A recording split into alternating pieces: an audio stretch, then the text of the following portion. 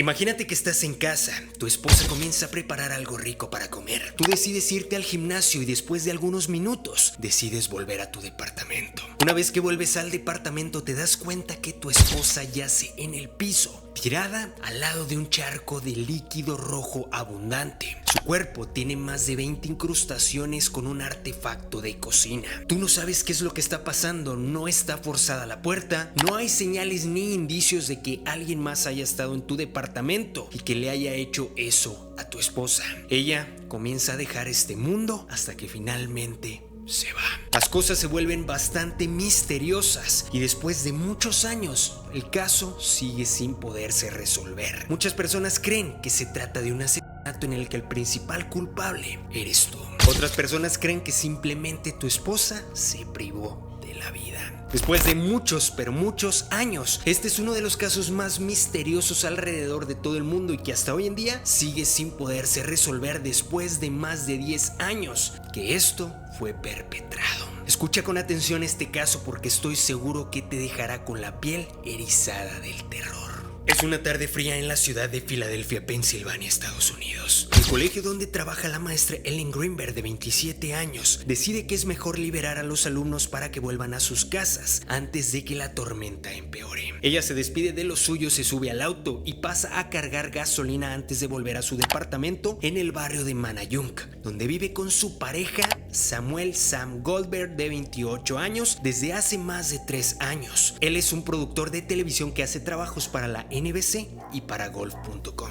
Llega a su casa alrededor de las 4 de la tarde. A las 4:45, su esposo Sam le anuncia que va a ir un rato a entrenar al gimnasio del edificio. El lujoso complejo se llama Condominio Venice Loft, mientras ella prepara la cena. En esos escasos minutos en los que él está entrenando, Ellen se va de este mundo misteriosamente con un artefacto de cocina. 20 veces se hunde el cuchillo en su cuerpo, 10 son las heridas que van en la parte trasera de su cabeza, otras 10 se reparten entre su pecho, su estómago y otros lugares de su abdomen. El artefacto queda clavado en su corazón y Ellen deja de respirar en el piso de su cocina ese 26 de enero del 2011. Cuando su novio Sam Goldberg vuelve al 6º piso entre las 5:15 y 5:30 de la tarde, no puede entrar al departamento. La puerta está cerrada por dentro con el pasador de metal y ella no le responde. Le grita que le abra, la llama por teléfono varias veces. Enojado le manda mensajes uno tras otro tras otro. Media hora después, al no conseguir respuesta, baja a buscar al guardia de seguridad del edificio, Phil Hampton. El hombre se niega a forzar la puerta, confirma que no puede hacerlo por políticas de la empresa.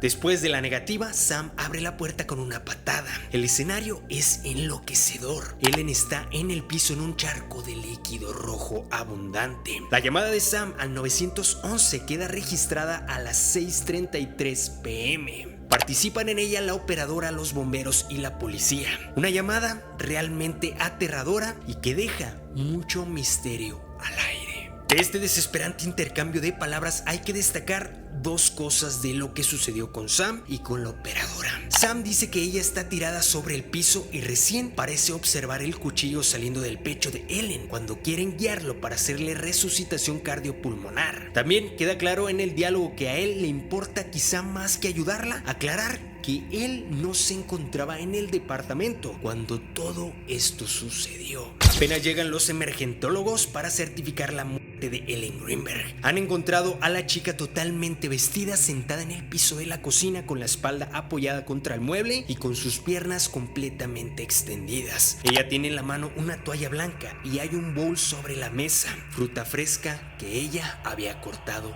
minutos antes. La policía entra en acción y en esas primeras horas el caso se clasifica como un homicidio.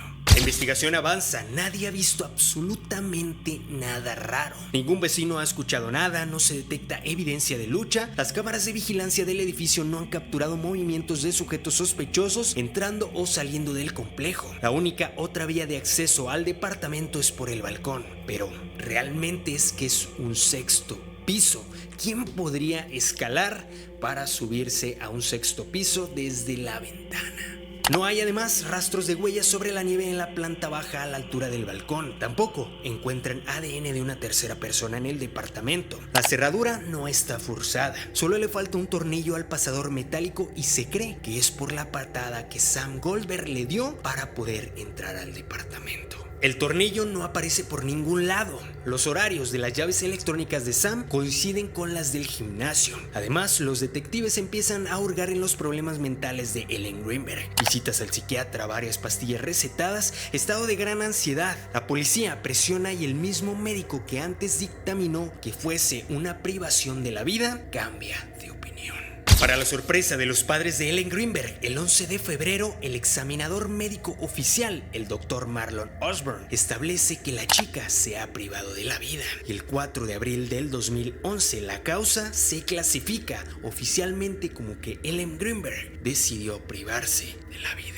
Las autoridades sostienen que además de lo enumerado, el artefacto solamente tenía huellas de la víctima y en la computadora personal de Ellen habían hallado búsquedas sobre cómo privarse de la vida. Dicen que esas investigaciones fueron hechas en las semanas anteriores a su partida. El caso se cierra, Ellen se ha privado de la vida con ferocidad debido a sus problemas mentales y se ha ido de este mundo. Todas estas afirmaciones más adelante en este caso serán puestas completamente en duda. Sus padres quedan completamente en shock, se preguntan desorientados cómo puede ser que su única hija, Ellen Greenberg, que era tan aprensiva que no había querido ni siquiera perforarse los lóbulos de sus orejas para usar aros, se haya privado de la vida de una manera tan brutal como la que se fue de este mundo. Es aquí cuando comienza la investigación y análisis por parte de los padres, pues lo que había pasado no estaban del todo de acuerdo. Ellen al momento de partir era maestra de primer grado en la Academia Juniata Park, donde había empezado a trabajar hacía pocos meses. Tenía 3 años que convivía con Samuel Goldberg y tenían planeado casarse. De hecho, unos días antes de partir había mandado por email el save the date, la reserva de la fecha a sus amigos. La planificación del casamiento le había puesto súper ansiosa al punto que unos meses antes le había dicho a sus padres que quería volver a su casa en Harrisburg por un tiempo. Ellos preocupados le preguntaron si tenía problemas con Sam. Él les aseguró que no tenía nada que ver con su pareja, pero no quiso decirles la verdadera razón de su angustia. Sin embargo, hay personas que sostienen que la relación entre ellos no era tan increíble como parecía, porque Sam tenía un carácter bastante fuerte. La madre notaba a su hija más callada que de costumbre y la vio tan ansiosa que le aconsejó ver a un terapeuta. Ellen le hizo caso y pidió una consulta con Ellen Berman. Llegó a ir 3 veces a terapia y la profesional le recetó varios medicamentos para la ansiedad, entre ellos Klonopin y Ambien. Y la doctora no notó tendencias de que ella quisiera privarse de la vida y que quisiera irse de este mundo. Una semana después de la primera consulta le contó a su madre que el medicamento le hacía bien y que se sentía bastante feliz, pero la ansiedad volvió con mucha rapidez. La terapeuta declararía luego de que no había visto signos de algún daño por parte de su pareja Sam y que el problema de Ellen eran un par de alumnos difíciles. Según la terapeuta, ella hasta se había planteado renunciar a su puesto por eso. Lo curioso es que sus compañeros de trabajo no pensaban lo mismo, pues decían que Ellen parecía feliz en el colegio.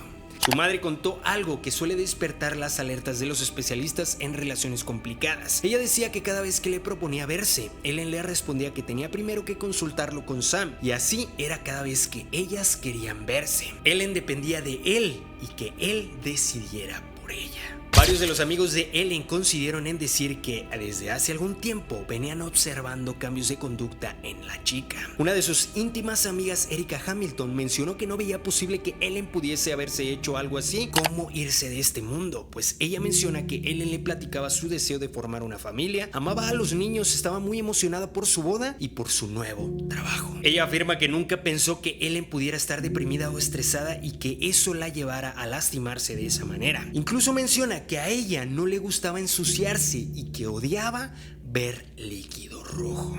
Dijo que si Ellen se hubiera querido privar de la vida, lo último que hubiera usado es un objeto de cocina. A pesar de que su caso había sido cerrado como un Ya saben, los padres de Ellen tenían muchas dudas. Entre las dudas que surgían eran las siguientes. No había nota de despedida ni nadie que creyera o supiera que ella pensara algo así. El mismo día de su partida, Ellen había llenado el tanque de su auto antes de volver a su casa. ¿Quién hace eso si está a punto de decidir irse de este mundo? Además, ¿cómo es que un artefacto de cocina se puede incrustar en la espalda tan gravemente tantas veces? Parecía algo imposible de llevar a cabo. Querían un cambio de clasificación en el caso de su hija, que se esclarecieran los motivos. El padre estaba cada día más convencido de que su hija había sido acabada por alguien más. Por eso es que contrataron al abogado Josh Podraza para que investigara el caso, y lo que fueron encontrando resultó demasiado inquietante. Decidieron ir más allá y contrataron al célebre patólogo forense Cyril H. Witch para que revisara el caso. Luego de hacerlo, el hombre aseguró tener sospechas fuertes de que alguien más lo había hecho y dijo no entender cómo es que habían dictaminado que este caso era como si ella se hubiese querido ir de este mundo.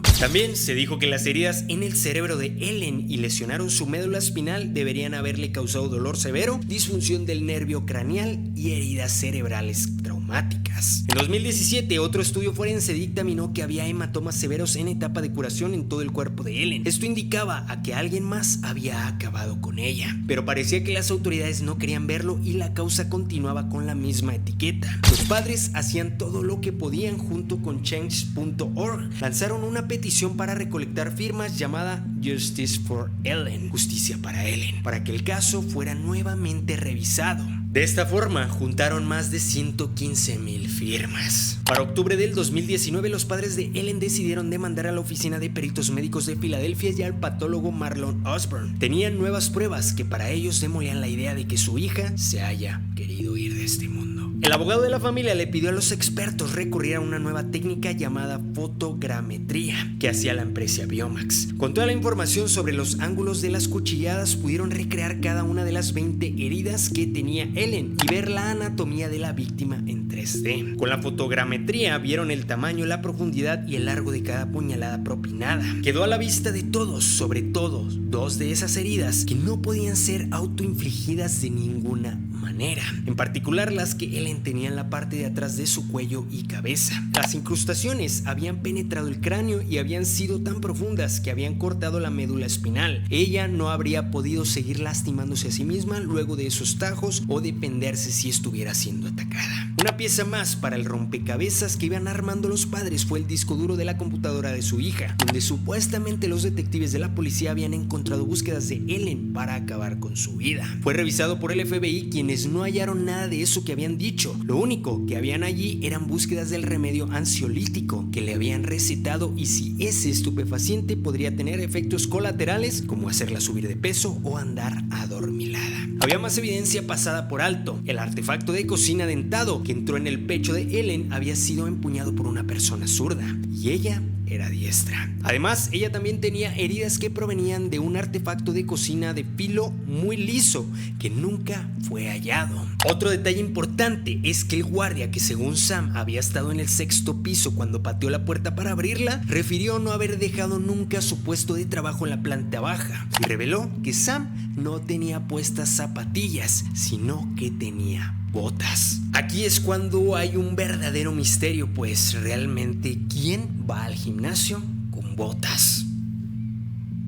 Los padres no acusan a nadie, pero todos nos preguntamos a estas alturas por Sam. ¿Se lo investigó lo suficiente? ¿Hubo alguna poderosa influencia que lo impidió? Lo cierto es que jamás fue apuntado oficialmente por nadie, aunque demoró una hora entre que llegó a su casa y llamó al 911. Aunque fue el único que tuvo la oportunidad física de hacerlo y aunque el primer llamado que hizo no fue precisamente a emergencias, sino que su primer llamada antes de llamar al 911 fue a sus padres y a su tío. Curiosamente, el tío era abogado. Siguiendo con la evidencia que no avala la etiqueta que le habían dado a este caso, remarcaron el hecho de que la víctima estuviera completamente vestida y que en el artefacto de cocina solo estuvieran sus huellas. Quizá habían limpiado la escena. ¿Se podría haber simulado esto? Esas son las dudas que todavía persiguen a los padres de Ellen. Pero esperen, porque todo esto no termina aquí. En el año del 2020 un juez les dio la razón y reabrió el caso. El juicio se inició en 2021 citando una nueva evidencia que demostraba que la joven había tenido heridas tan mortíferas y dolorosas que era imposible que se las hubiera hecho ella misma. Una de las heridas en su nuca tenía 6.5 centímetros y habría sido hecha luego de que su corazón hubiera dejado de latir. ¿Cómo era posible que una mujer después de partir se siguiera haciendo lo mismo? Además, los padres sumaron al detalle que en el cuerpo de su hija había leves heridas defensivas que habían sido pasadas por alto por los primeros investigadores del caso. Exactamente 11 de ellas, entre moretones y raspones en el brazo derecho de Ellen, en el abdomen y en la pierna derecha. También el hecho de que los expertos sostuvieron que el cuerpo fue movido, a Ellen se le encontró sentada en el piso apoyada contra los muebles de la cocina y sin embargo una línea de sangre coagulada corría en forma horizontal entre su nariz y su oreja. ¿Quién la había movido y por qué? Aparte, en el cuerpo de Ellen, los exámenes de toxicología revelaron rastros de zolpidem, un sedante para dormir, y clonazepam, un medicamento contra la ansiedad, pero era todo lo recetado por su doctora Berman en las semanas previas a su muerte. Algunas se preguntaron si efectivamente podrían ser pastillas que podría haber inducido a autolesionarse y hacerse lo que pasó. Alrededor de todo este caso hay un sinfín de misterios, de dudas y de preguntas de todo lo que sucedió. Si me preguntaran a mí qué es lo que yo creo fielmente que es muy posible que el esposo pudo haber acabado con ella. No creo que una persona que quisiera irse de este mundo lo hiciera de una manera tan brutal. Hay muchas cosas más, muchos secretos, muchos misterios alrededor de todo este caso que si te gustaría que yo te relatara y que yo te siguiera investigando, por favor déjamelo aquí abajo en los comentarios para traerles una segunda parte de este caso con mucha más información. Sin duda es un caso lleno de misterio, lleno de mucho drama, lleno de muchas cosas ahí secretas y ocultas, en las que algo mucho más oscuro sucedió aquí y que no han querido verlo o que quizá fueron de alguna manera controlados para que esto no se dijera. En verdad, un caso bien consternante, un caso muy triste, muy dramático, muy aterrador, que sin duda alguna abre a la especulación, abre al misterio, abre al cuestionamiento de todo lo que sucedió. Me gustaría saber qué es lo que tú crees, qué es lo que tú piensas acerca de este caso, familia. Por favor, déjamelo aquí abajo en los comentarios, y si te gustaría que les trajera una segunda parte de este caso con mucha más información, por favor no dudes en comentarla aquí debajo. Comparte este video con todos tus amigos, familiares, conocidos para que se enteren de este caso y también ellos puedan dar alguna respuesta sobre esto. No olvides que puedes seguirme en todas mis redes sociales que te voy a dejar en pantalla: Facebook, TikTok, Instagram y YouTube. Sin más que decirte, familia, yo soy Kevin Barranco y recuerden, agudiza tus sentidos, ponte en alerta, que el terror del mundo está siendo descubierto. Nos vemos muy pronto en otro video, familia. Ahora sí, ¡vámonos!